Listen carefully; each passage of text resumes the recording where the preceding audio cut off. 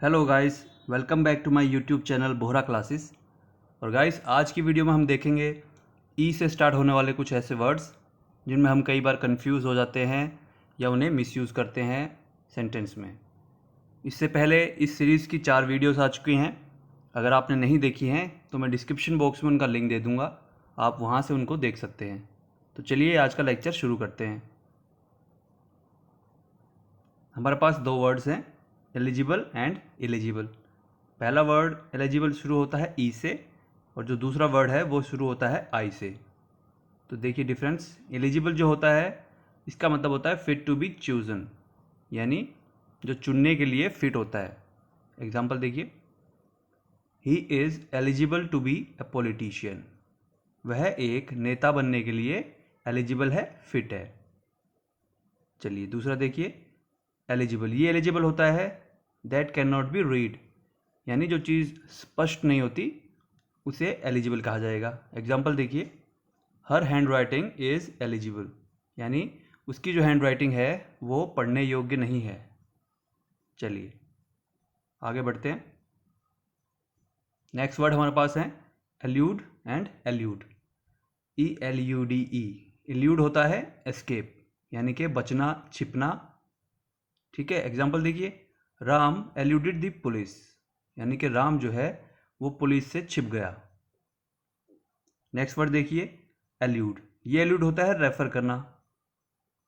Example देखिए, the speaker alluded many examples, यानी speaker जो है उसने कई सारे एग्जाम्पल को एल्यूड किया, रेफर किया।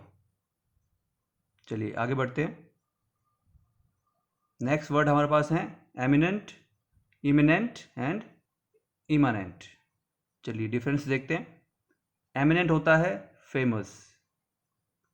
एग्जाम्पल देखिए, Kalidas was an eminent author, यानी कालिदास जो है वो बहुत ही एमिनेंट ऑथर थे, फेमस ऑथर थे। नेक्स्ट वर्ड देखिए, एमिनेंट।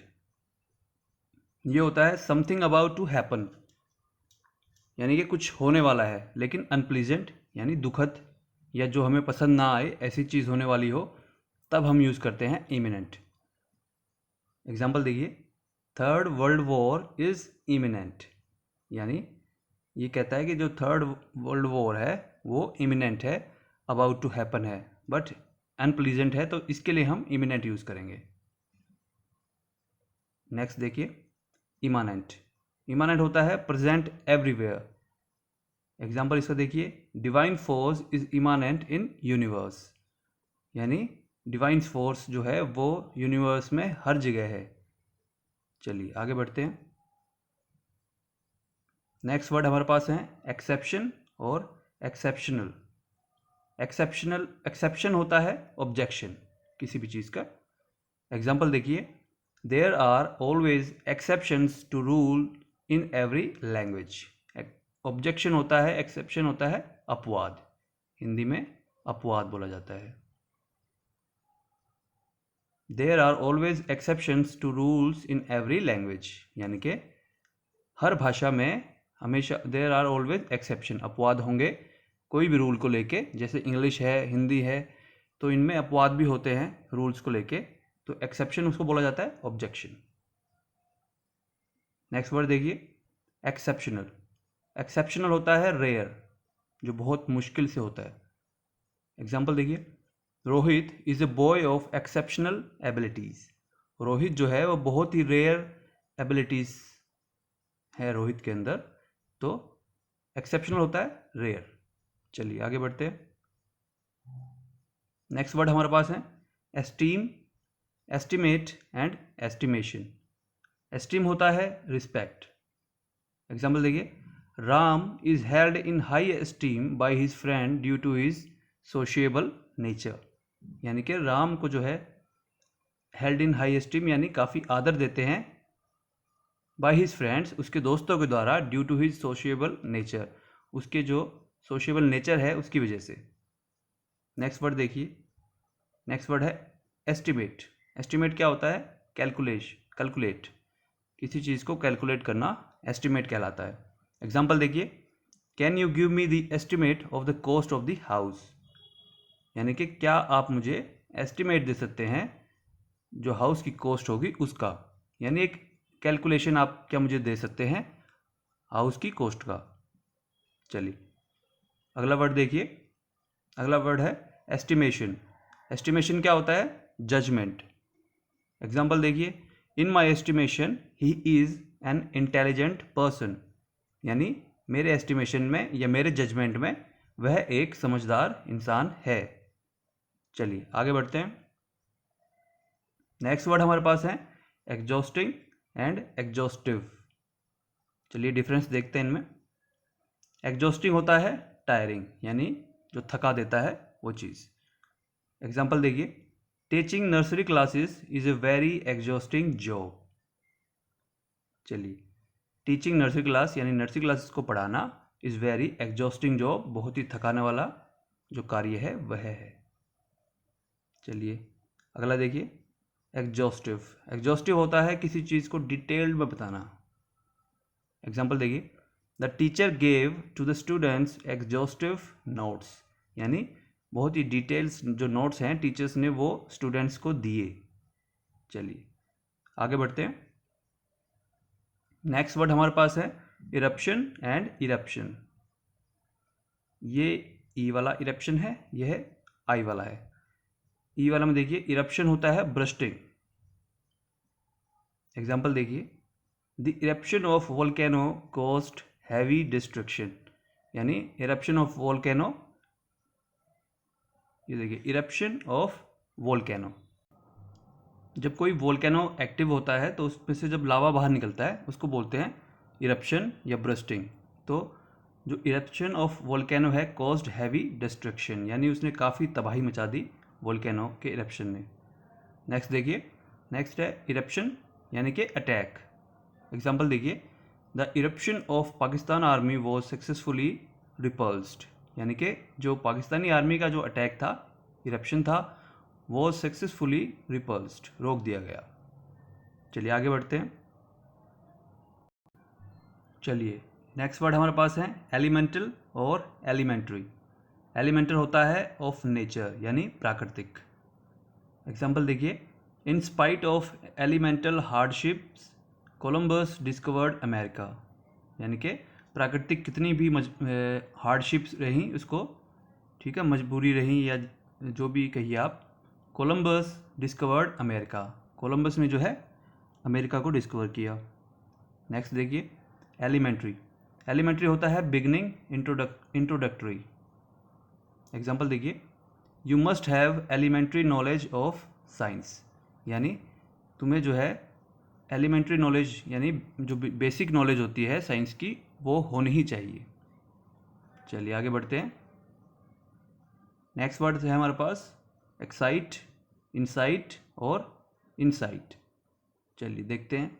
एक्साइट होता है स्टीर अप फीलिंग्स, ठीक है। एग्जाम्पल देखिए, the people got very excited when the police refuse to take action against the goons, यानी जो पीपल हैं वो बहुत ही एक्साइटेड हो गए थे when the police refuse to take action, जब पुलिस ने एक्शन लेने से मना कर दिया अगेंस्ट द गून, यानी कि गुंडों के विरुद्ध।